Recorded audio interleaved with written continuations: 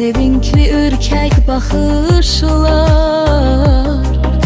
solub nakam eşqin sönük rəngində.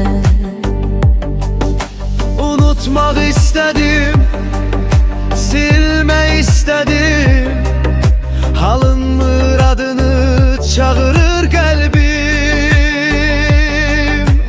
Bilmirəm nə edim, necə eyləyim, dönsün yenə sevgim, gülsün taleyim.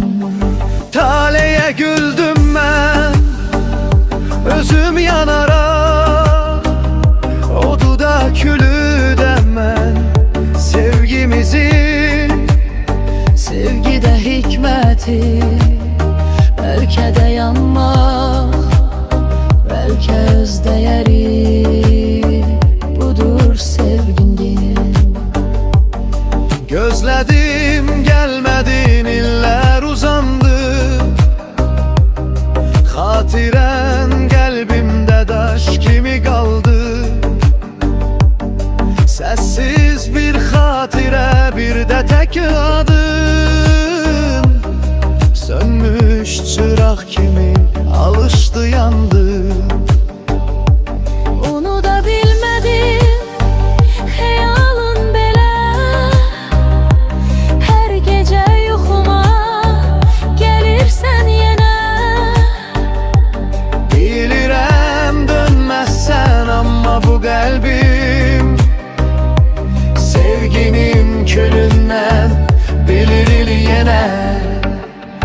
Taleyə güldüm mən, özüm yanaraq, odu da küllüdən mən. Sevgimizin, sevgidə hikməti, bəlkə də yanmaq, bəlkə öz dəyəri budur sevginin. Qəlb unutmaq istər, könül dayanmaz, ağıl bitdi deyər, amma inanmaz. Sevgini unutmaq asan sananlar, görməyib yanmağı yananlar anlar.